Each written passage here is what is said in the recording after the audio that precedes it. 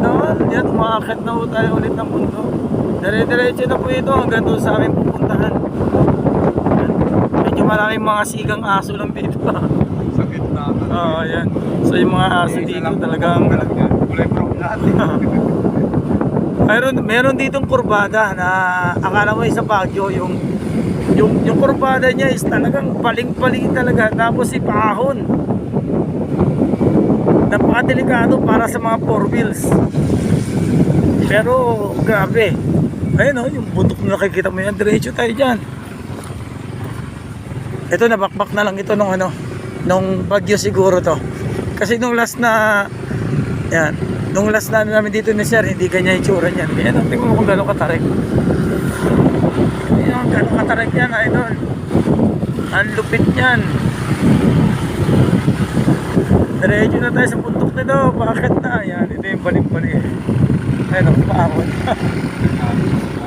Yun o, idol. So, kung matatanaw ninyo, no? Matatanaw ninyo yung gilid na binabaybay namin. Lalo ito pag malasing ulan. Malas.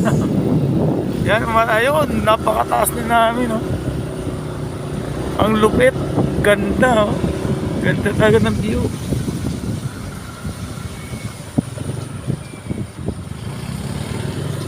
Yun, no? So, dire-diretso pa rin tayo, aahon pa rin tayo, paahon ito. Yan, dito yung, ayan, ang ganda ng lugar na yan, no? Kita nyo yan? Mount Brigino, yan. Ano yan, kuya? Ayan, mga campsite dyan. Ang ganda ng campsite, no? Nakakit yan. Oo, may mga nag-overnight dyan. May swimming pool dyan, eh. Parang tanay pala dito, no? Ganda ng campsite dyan, no? Ayan, no? Pag binili kong lupa, dun banda. Oh, itong banda. Malapit ka dito. So, yun yung mga campsite dito. Maganda yan pag gabi. Ang ganda ng ilaw dyan, yung mga pailaw nila. Ito mo. Lupit, oh. Lalim na namin. Taas na.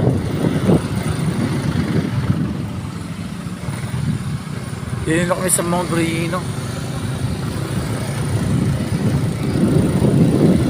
So maraming mga campsite dito, maraming mga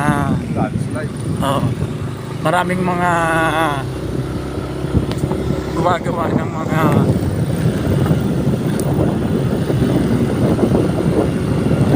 business na nila dito, no? Natayo sila mga campsite, overnight, overlooking. Kasi actually talaga yung lugar na yun. Yung Brigino na yun, ang ganda ng view nun.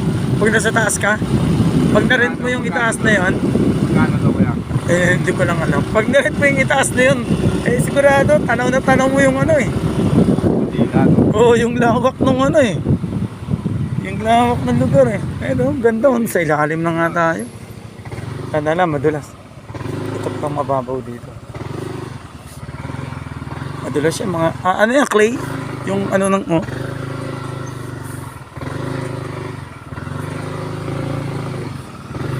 yung putik dito is pula, no? Para siyang clay. Malagkit yan. Wala tao. Nagkaroon ng landslide. Ito yung bagyo siguro, no? Pero hindi naman siya ganun kalala. Mga minor landslide lang naman sa mga gilid-gilid.